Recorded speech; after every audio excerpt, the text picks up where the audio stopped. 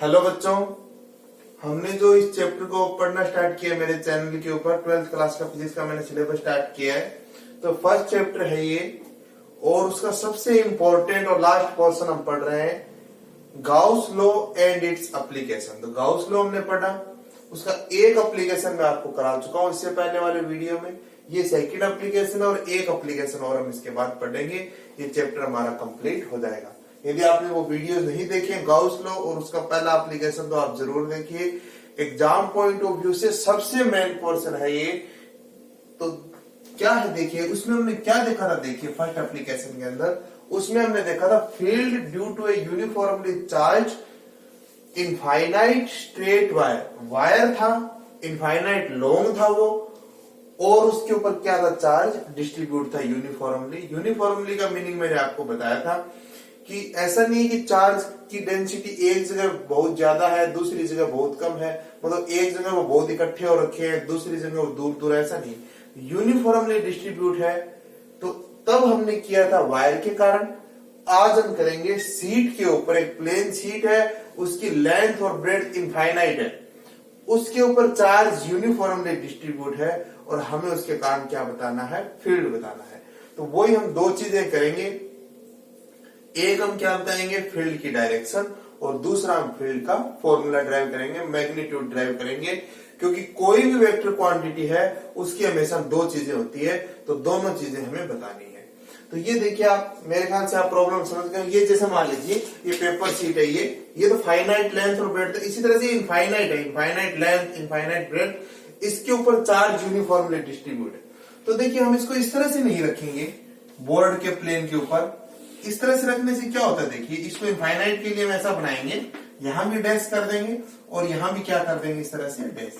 लेकिन हम इसको इस बोर्ड के प्लेन में नहीं रखेंगे। क्यों नहीं रखेंगे, क्योंकि जब डायग्राम बनाने में समझाने में क्या दिक्कत होगी, क्योंकि अब आप कुछ आपको आइडिया लग गया वायर के कारण आपने फील्ड देखा है। तो मैं फिर से आपको बताऊंगा डायरेक्शन कि किसी भी पॉइंट के ऊपर जो डायरेक्शन आएगी वो इससे क्या होगी, दूर जाती हुई डायरेक्शन होगी और इसके परपेंडिकुलर होगी। तो यहां डायरेक्शन क्या आएगी, मान लीजिए हम इसको इस तरह से रख देते हैं और पॉजिटिव चार्ज इसके ऊपर डिस्ट्रीब्यूट है, तो पॉइंट यहां लेना पड़ेगा फील्ड बताने के लिए।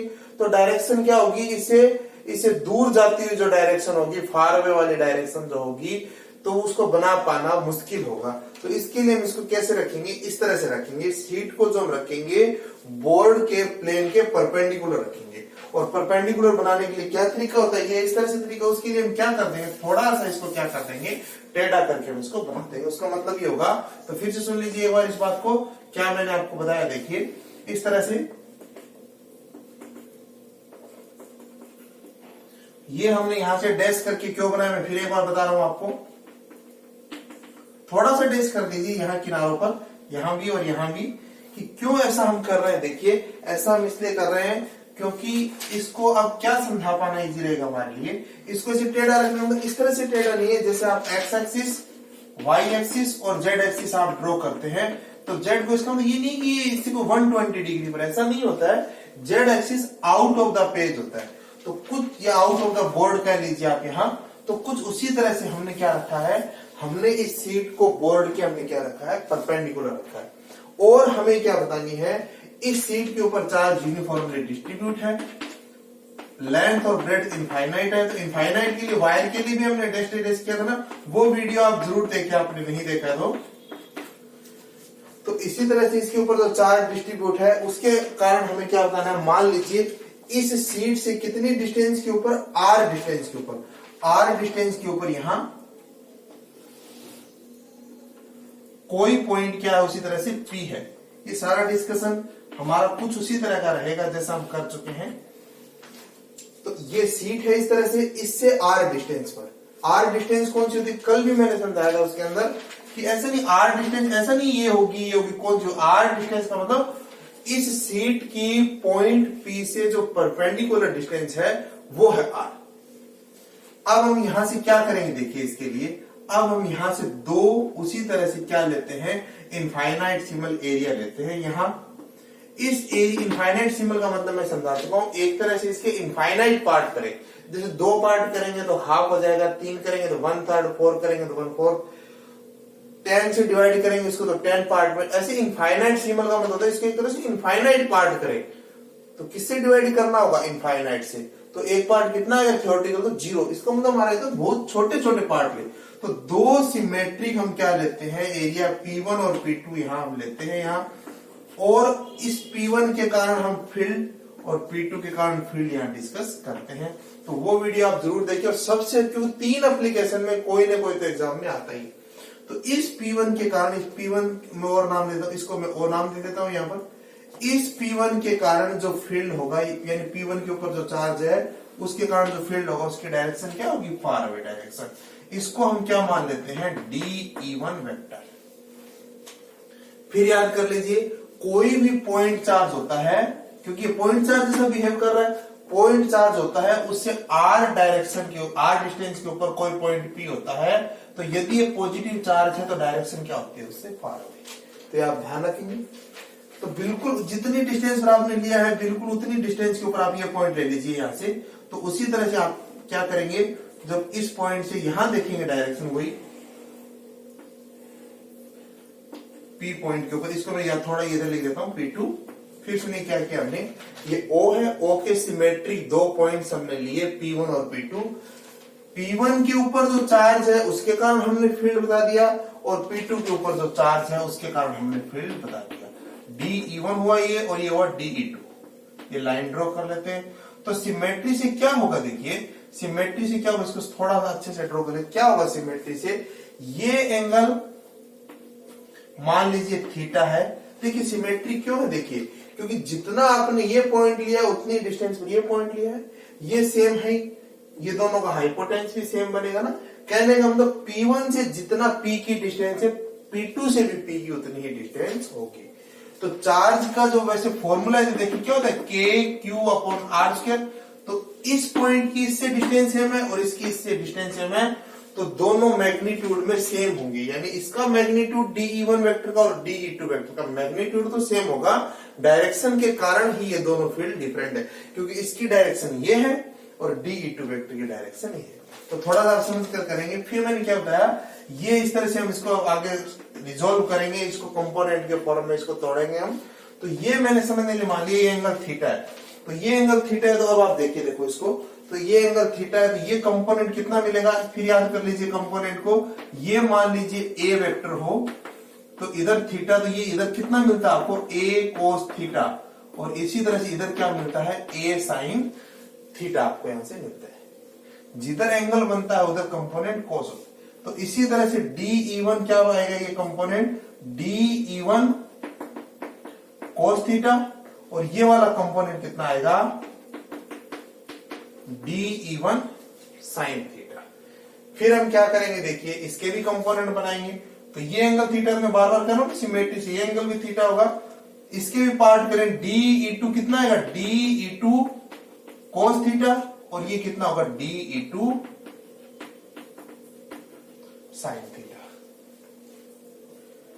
तो जो सारी थ्योरीज मैं लिख चुका हूं पहले वाले वीडियो में भी, आप और डिटेल्स उनको फिर से लिखना चाहें, मैं जान करके यहां नहीं लिख रहा हूं कि उस वीडियो को आप देखिए, क्योंकि वो सारी थ्योरी में लिख चुका हूं डायरेक्शन बताने की, बिल्कुल वैसी ही चीज है ये।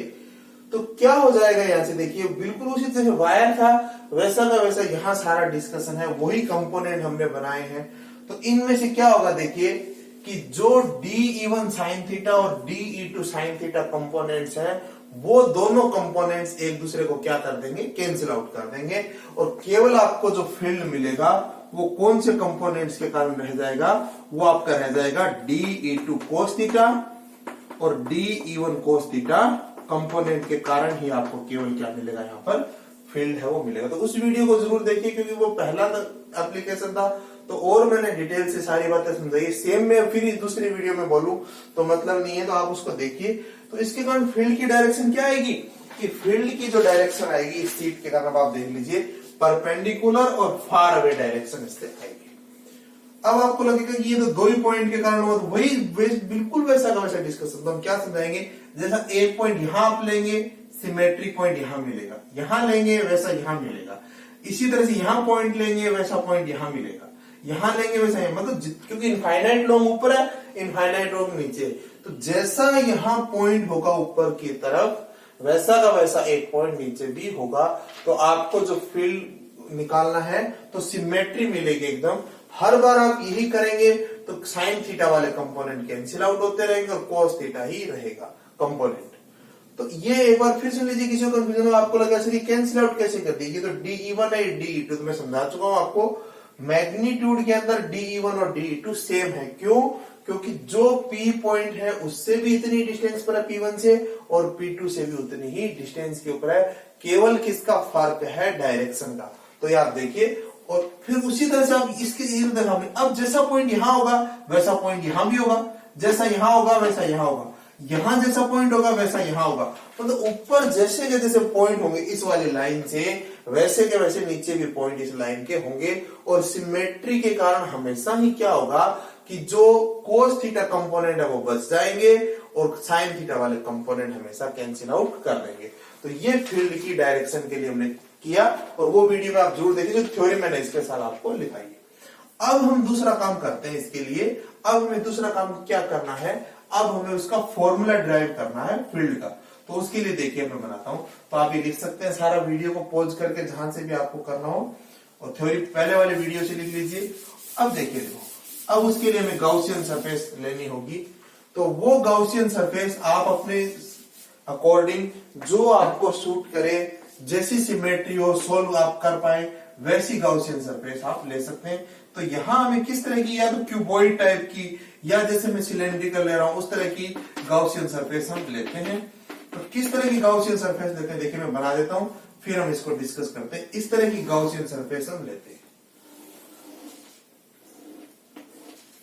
ये वो पॉइंट P है, एक तरह से गाउसियन सरफेस सिलेंड्रिकल हमने ली है, और जो P पॉइंट है ये इसके सर्कुलर पार्ट के ऊपर आ जाए, इस तरह से हमने गाउसियन सरफेस ली है ये। तो आप उसको और अच्छे से देख सकते हैं, मैं समझाता हूं। ये शीट थी मान लीजिए, ये इस तरह से सिलेंड्रिकल, ये सिलेंड्रिकल गाउसियन सरफेस हमने ली है। ये यहां पर क्या आ रहा है P पॉइंट, इसमें वैसे भी हम देखेंगे कि जो फील्ड होगा वो डिस्टेंस पर डिपेंड नहीं करेगा। तो आप इसको देख सकते हैं, ये शीट है, और ये इस तरह से इसको पार करते हुए, इसको पेनिट्रेट करते हुए इस तरह की गाउसियन सरफेस है। वही हमें दो काम करना है, क्योंकि सारी भूमिका मैं पहले आपको बता चुका हूं, एक बार फिर याद दिला रहा हूं थोड़ा सा। ये फ्लक्स की मैथमेटिकल डेफिनेशन है कि जो फाई है E vector dot ds vector होगा, और ये इसका क्या है, गाउस लॉ। ये मैथमेटिकल डेफिनेशन को सोल्व करते हैं, एक हम गाउस लॉ को सोल्व करते हैं, और फिर उन दोनों को एक दूसरे के इक्वल रख देते हैं और E निकाल देते हैं। कल वाले वीडियो में भी हमने यही किया। तो अब देखिए, देखो इसको हमें सोल्व करना है। ये आपको ये भी बता चुका हूं मैं, इस सर्किल का मतलब है क्लोज सरफेस के ऊपर आप क्या कर रहे हैं, इंटीग्रेशन कर रहे हैं। क्लोज सरफेस ही लेनी होती है गाउस लॉ के लिए। क्लोज सरफेस का मतलब है 3 डायमेंशनल सरफेस। तो कल जिस तरह से हमने कल भी हमारा वायर के लिए हमने कैसी ली थी, जो सिलेंड्रिकल सरफेस ली थी हमने, और इस सिलेंड्रिकल सरफेस उसके 3 पार्ट किए थे, 2 सर्कुलर पार्ट और एक हमने कर्विकल पार्ट। बिल्कुल वैसा ही ट्रीटमेंट हम आज करेंगे। तो इस सरफेस को मैं क्या नाम दे देता हूं, S1, इस वाले को, इस वाली सरफेस को नाम दे देता हूं S2, और इसी तरह से इस सरफेस को नाम दे देता हूं S3। यहां S3 लिखा है मैंने ये। इसी तरह से यहां देखिए, यहां जो एरिया है इसके ऊपर एरिया मानना है आपको, वो ds वेक्टर की डायरेक्शन देखिए हमेशा सरफेस के, अब तो बहुत बार हम डिस्कस कर चुके हैं। कोई भी सरफेस है, ये मान लीजिए सरफेस के परपेंडिकुलर दोनों चॉइसेस है आपके पास, जो आपको इजी लगे आप ले सकते हैं। लेकिन यहाँ क्या इजी रहेगा, देखिए अभी हम डिस्कस कर चुके हैं कि यहाँ E वेक्टर की क्या डायरेक्शन होगी, E वेक्टर की जो डायरेक्शन होगी वो परपेंडिकुलर फार राइट डायरेक्शन होगी यहाँ पर। तो ds वेक्टर भी यही लेना इजी रहेगा। यहाँ एरिया वेक्टर ले, इसका मतलब ये होता है कि जो आप ले रहे हो एक एरिया वेक्टर, वो इसके किसी भी एरिया वेक्टर, बहुत सारे इनफाइनाइट एरिया वेक्टर बनेंगे छोटे छोटे, किसी को भी रिप्रेजेंट कर रहा है। तो यहां भी वही देखिए, ds वेक्टर की ये डायरेक्शन ले लीजिए S2 सरफेस के ऊपर, और सॉरी ds वेक्टर की ये तो E वेक्टर की डायरेक्शन होगी perpendicular far away. ds vector मैंने बहुत बार समझाया, अभी भी मैंने आपको बताया ds वेक्टर की डायरेक्शन क्या होगी। यहां जो कर्विकल है, ds वेक्टर की डायरेक्शन क्या होगी, इसके परपेंडिकुलर, सरफेस के हमेशा परपेंडिकुलर जो डायरेक्शन है वो ds वेक्टर की होगी। ये सरफेस इस तरह से, यहाँ ये परपेंडिकुलर के अंदर इनवर्टिंग वाली भी ले सकते हो, जो कन्वीनियंट है। यहाँ तो कोई फर्क नहीं पड़ेगा, ये भी लेंगे इधर वाली ds वेक्टर, तो भी एंगल तो 90 ही आएगा। इसी तरह से यहाँ देखिए, यहाँ ds वेक्टर की क्या डायरेक्शन लेना सही रहेगा, इधर वाले डायरेक्शन। क्यों लेना सही रहेगा? परपेंडिकुलर में तो दो चॉइस है, उनमें बता रहा हूं, क्योंकि इस पॉजिटिव चार्ज के कारण यहाँ फील्ड की क्या डायरेक्शन आएगी? इधर वाले। आप कंफ्यूज नहीं होंगे, आपको लगे ये ई वेक्टर लिखा है मैंने यहाँ पर, ई वेक्टर लिखा है ये, आपको लगे कि डायरेक्शन ये ई वेक्टर की लेफ्ट में कैसे आएगी। मेरी बात समझिए, देखो ये सीट है, इस सीट के लिए ये गॉसियन सरफेस है, इधर वाले जितने भी पॉइंट्स होंगे राइट साइड वाले, उन पर डायरेक्शन क्या होना चाहिए? परपेंडिकुलर फार अवे, मतलब राइट डायरेक्शन। और लेफ्ट साइड के जो जितने पॉइंट ऐसे रखी हुई, मैं बार बार बता रहा हूं आपको, लेफ्ट साइड के जितने भी पॉइंट हैं उन पर डायरेक्शन क्या होगी? Perpendicular far away. तो फार अवे डायरेक्शन क्या बनेगी? लेफ्ट में। यानी इस सीट के कारण इधर सारे पॉइंट्स के ऊपर फील्ड होगा राइट साइड में दूर जाता हुआ, और इधर होगा लेफ्ट साइड में। तो आप ध्यान से देखेंगे, तो जो ई वेक्टर की डायरेक्शन है वही हम डीएस वेक्टर ले लेते हैं, क्योंकि यहां इधर लिखते हैं फिर वो माइनस आता है। क्यों आता है माइनस? क्योंकि गाउस लॉ आप समझ चुके हैं सोल्व करना। ई डीएस कोस थीटा आएगा, कोस 180 डिग्री बनता है। अभी और करेंगे तो आपको समझ आ जाएगा। यदि आपने नहीं पढ़ा है पहले वाला वीडियो तो आपको थोड़ा सा यहाँ से लगा होगा कंफ्यूजिंग, तो अभी करेंगे तो आपको और समझ आ जाएगा।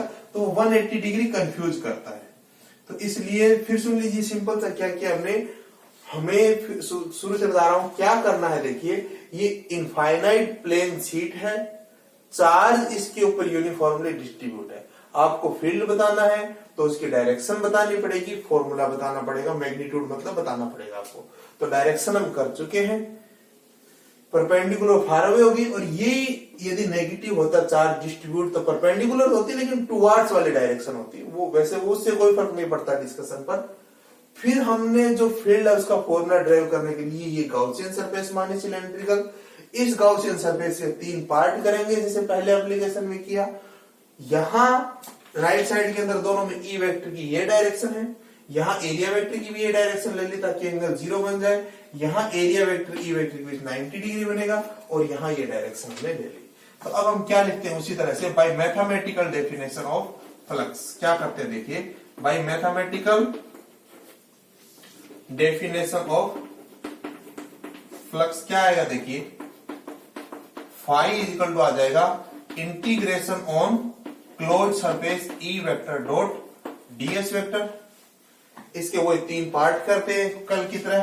कितना आएगा देखिए, E vector dot DS vector S1 surface के लिए, E vector dot DS vector S2 surface के लिए, और E vector dot DS vector S3 से।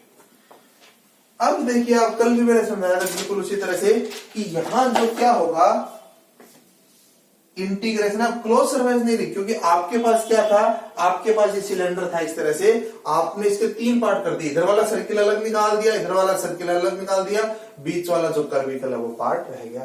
तो अब तीनों क्या हो गए, वो 2 डायमेंशनल हो गए। सर्किल अलग कर दिया, वो 2 डायमेंशन, अब क्लोज नहीं है वो। बीच वाला जो कर्विकल पार्ट है वो एक तरह से मैंने कल भी समझाया था, रेक्टेंगुलर मान सकते हैं उसको आप 2 डायमेंशन। कैसे? बीच में से कट लगाइए इस वाले, यदि कभी भी सोचे सिलेंडर का बीच में से कट लगेगा उसको सीधा करते तो क्या बनेगा, वो रेक्टेंगल बनेगा। कल उसके अकॉर्डिंग एरिया भी समझाया था मैंने आपको। तो इसी तरह से ये वाला सर्कुलर पार्ट अलग हो गया। अब देखिए, आप जितना जितना एंगल है आप लिख दीजिए, कितना है देखिए फाई यहां से, तो ई डीएस कितना एंगल बन रहा है, यहां देखिए ई डीएस कोस 0। यहां जैसे कल हमने देखा था, एक को ई माना, ई डैश माना, ई डबल डैश माना, वो मानने की जरूरत यहां इसलिए नहीं है इसके अंदर, क्योंकि अभी हम देखें फॉरवर्ड जो इसके आसपास के जो पॉइंट्स है उनके ऊपर जो फील्ड निकल कर आएगा वो डिस्टेंस पर डिपेंड नहीं करता। यहां भी इतना ही फील्ड होगा, यहां भी इतना ही होगा, यहां इतना ही होगा। कल वाला जो आया था उसके अंदर डिस्टेंस पर डिपेंड कर रहा था। फॉर्मूला आया था ना finally 2k lambda upon r, तो वो फील्ड है वो डिस्टेंस पर डिपेंड करता था। ये जो फील्ड आएगा डिस्टेंस पर डिपेंड नहीं करेगा। तो कितना आएगा, ई डीएस कोस 0। इसी तरह से यहां कितना आएगा, S2 सरफेस के ऊपर ई डीएस कोस 90, और यहां कितना आएगा S3 सरफेस के ऊपर ई डीएस कोस 0। तो यहां देख लीजिए, यहां और यहां तीनों पर बिल्कुल हमें सिंपल एक मैथमेटिक्स करनी है। यहां थोड़ा बस ध्यान से आप देख लीजिए, तो कितना आ जाएगा देखिए, अब फाई यहां ई क्या रह जाएगा, डीएस कोस 0 की वैल्यू 1। ई को बाहर क्यों ले दिया, क्योंकि ई है, ये तो करते हैं कि जब डॉट प्रोडक्ट करते हैं फर्स्ट वेक्टर का मैग्नीट्यूड, सेकंड वेक्टर का मैग्नीट्यूड और जितना एंगल बन रहा है उसकी कोसाइन। तो मैग्नीट्यूड में ई हर जगह सेम रहता है, इसलिए ई को हमने बाहर लिख दिया है। इसी तरह से ये तो जीरो हो ही जाएगा क्योंकि cos 90 की वैल्यू जीरो, और इसी तरह से यहां भी हम क्या कर देंगे, ई को बाहर लिख देंगे, तो क्या रह जाएगा ये ds, और cos 0 की वैल्यू 1। तो cos 0 की वैल्यू 1 हो गई, cos 90 की वैल्यू 0 हो गई, और ए को हमने क्या लिख दिया बाहर। तो ये ध्यान रखिए, अभी हम इसको मैथमेटिकल डेफिनेशन को सोल्व कर रहे हैं, फिर गाउस लॉ को सोल्व करेंगे और दोनों को क्या रख देंगे एक दूसरे के इक्वल, तो आपको मिक्सअप नहीं हो जाए। मैंने लाइन ड्रॉ कर दी इसलिए। तो क्या आएगा देखिए, अब आप यहां से जो फाई है वो कितना आ जाएगा, ई। इसका इंटीग्रेशन का मतलब क्या होता है कि सर्कुलर पोर्शन है, जितने भी एरिया है ds ds ds सारों को ऐड कर दीजिए, तो इस सरफेस का एरिया आ जाएगा। तो सरफेस का एरिया आप जानते हैं वैसे कि यदि रेडियस, इसकी रेडियस r में से हम डिस्टेंस को मान चुके हैं, बाकी इसकी जो भी रेडियस है स्मॉल ए रेडियस है, तो पाई a स्क्वायर हो जाएगा। तो पाई a स्क्वायर लिखने की जरूरत नहीं, हम सिंपल जो एरिया आएगा टोटल एरिया सर्कुलर सरफेस का, उसको s मान लेते हैं। ये जो पाई a स्क्वायर आप बोल रहे हैं, इसको s मान लेते हैं।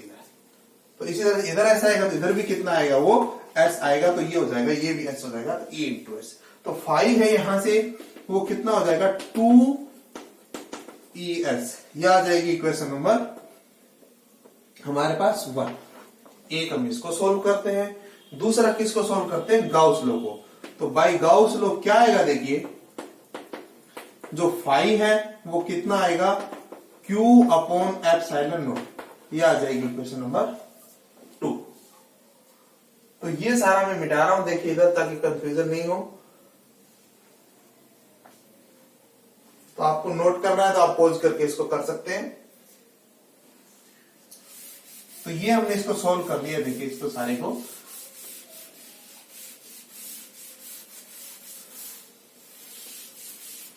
अब उसके बाद क्या आएगा देखिए,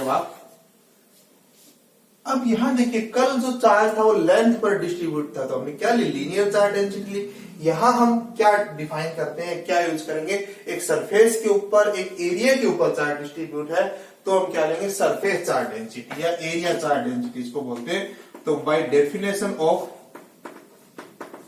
सरफेस चार्ज डेंसिटी, कल जिस तरह से लीनियर चार्ज डेंसिटी क्या थी, लेमडा को हमने क्या लिखा था, Q अपॉन L। कल जो सरफेस, आज हम सरफेस चार्ज डेंसिटी यूज कर रहे हैं, कल लीनियर चार्ज डेंसिटी हमने यूज की थी। लीनियर चार्ज डेंसिटी को लेमडा लिखा था, वो क्या था, Q अपॉन L था। लीनियर चार्ज डेंसिटी को लेमडा से डिनोट करते हैं, और Q upon L charge upon length. इसी तरह से यहां क्या हो जाएगा, charge upon area, Q upon S, और इसको किससे डिनोट करते हैं, सिग्मा से। तो यहां से Q कितना आ जाएगा बता दीजिए, सिग्मा इंटू S, ये आ जाएगी क्वेश्चन नंबर 3।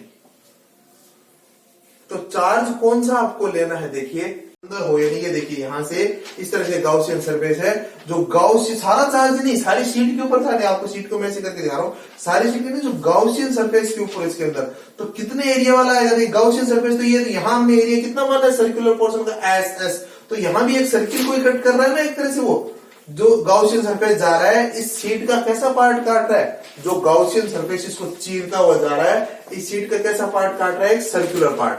तो उस सर्कुलर पार्ट का एरिया कितना होगा, एस, क्योंकि वो यहाँ एस है, तो यहाँ इसको जो चीरता हुआ जा रहा है वो भी तो एस होगा ना।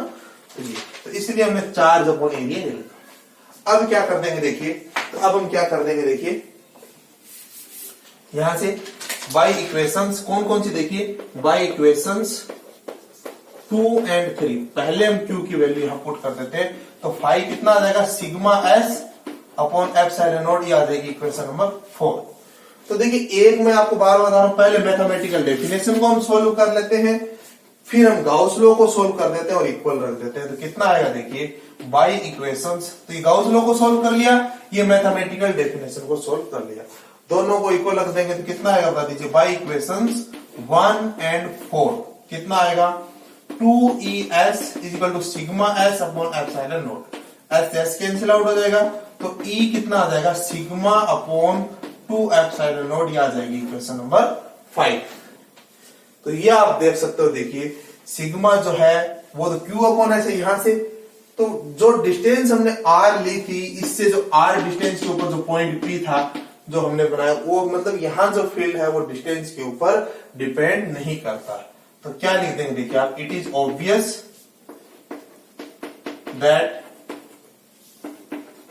field does not depend on distance, distance के ऊपर डिपेंड नहीं करता।